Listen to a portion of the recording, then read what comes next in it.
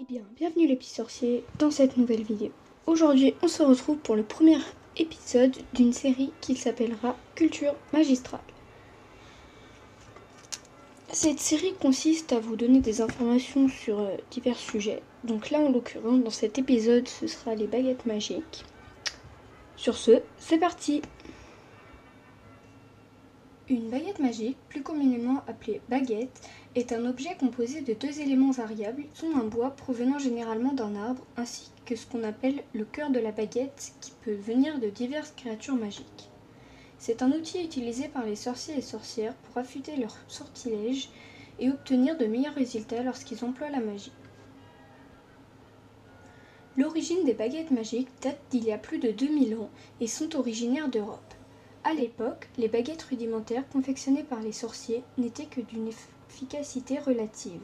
Les véritables artisans de baguettes magiques n'étaient que très rares.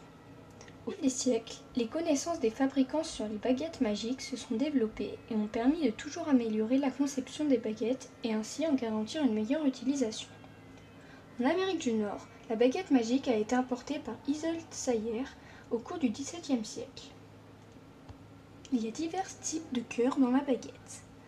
Les cheveux de Vélane donnent un mauvais caractère à la baguette. Le corail, la corne de basilic, la corne de jackalope, la corne de serpent cornu, le crin de kelpie, peu puissant, le crin de licorne, très fidèle, peu puissant, mais rarement sujet à des blocages ou des frustrations, le crin de sombral, considéré comme digne des sorciers ayant vaincu la mort, ainsi que divers bois.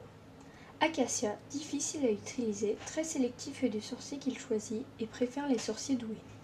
Acajou, efficace pour la métamorphose.